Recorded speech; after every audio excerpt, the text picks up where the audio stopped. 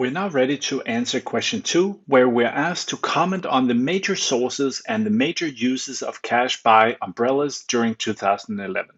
So essentially, question 2 is a follow-up question to question 1, and it's just a brief explanation question where we're asked to basically reflect a bit upon the things that we've calculated back in question 1. So let's do the first thing first, where we're asked to comment on the major sources. And the way I would do it would be to just state what are the major sources. So in other words, what are the major sources of cash? That is what we're looking at. And one is, of course, if we look at the statement of cash flows here, it's a matter of looking at what are the biggest numbers, the biggest positive numbers, and that is clearly the net income and the contributed capital. So I would just include that here, stating that these are, of course, the most important ones in terms of sources. And then we have also the contributed capital, which is 94,400, like this. So then we also want to have the major uses, and this means what have we spent cash on, or what have been the major spending on cash. And in this case, it's the same thing. We're just looking at the biggest negative numbers. So let's have a look here. What are the biggest sort of uses of cash? And from this, it's clear that it's property and equipment and dividends. So I would just write that here, property and equipment. And if you like, we can include the amount. So that is 50,250.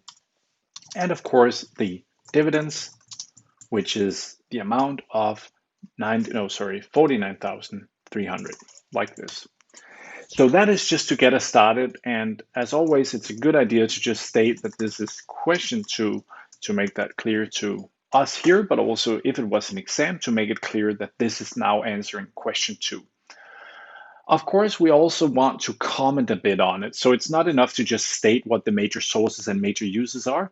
And now I'll just give you a brief example of how we could comment on this. So you can do this in many different ways, but I'll just give you one example of how I would do it. So I would write something along the lines of, although operating activities have provided a rather solid positive cash flow, that is, I'm looking here and seeing that the cash flows from operating activities is a pretty good, solid, positive number. That is, we have generated a lot of cash flow here. It was not quite enough to cover the major investment in property and equipment, along with the payment of dividends.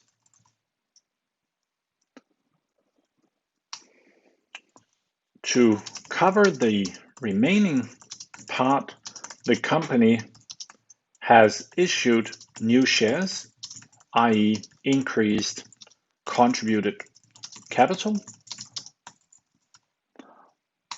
And this is essentially a very brief but also quite good explanation of what has happened. You could easily go into a further explanation and elaboration saying that the company has decided to pay back some of its loan here, and probably you would want to comment on the fact that they both contribute, or they increase contributed capital while also paying out dividends. This may be a bit strange. Why wouldn't you just withhold the dividends and then not raise more capital through issuing new stocks? That could be something to discuss, but it's not strictly necessary, but it could be something to consider.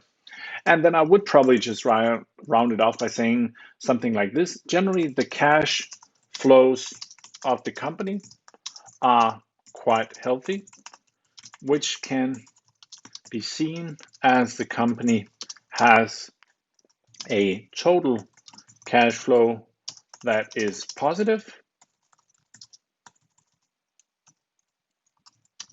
more specifically 25,450 for the year 2011. This would be the comments that I would make for this kind of assignment.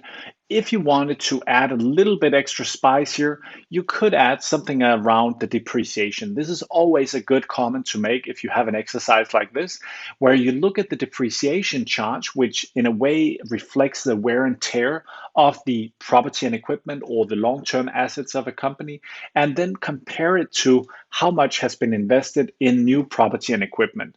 Because I'll just write a few comments around this, but it does show us something around whether the company is investing for the future. That is it building up its capital equipment or capital assets, in this case of property and equipment, or is it basically declining? And that is what I'll just make a brief extra, so strong extra comment here. You don't have to do that, but it's something that I would probably do in this case. So it should be noted, it could be noted, that the investments of the period, i.e. in property and equipment, are well in excess of the annual depreciation charge. This indicates that the company is investing for the future, which would by most be considered a very good sign. So essentially what we're seeing here is that the company, the management of the company, is believing in the future, or at least investing in the future. And this we're seeing by the fact that the investments in property and equipment are quite a lot higher than depreciation. If they had been more or less the same, well, then they would just remain at the same level. And if investments in property and equipment were below depreciation, well, then they would essentially be tearing down or lowering their total property and equipment. And of course, this is a slightly less good sign because it means that the company, at least in that year, is not investing for future scaling. Again, it's important to say that this is an extra comment that can be made. It's not strictly tied to the question, but I would probably make it in this case just to show that you have this understanding. And the great thing is, of course, that you can turn this argument around. If the case had been that depreciation was in excess of the investments, then you would just turn around the argument saying that this is not a good sign.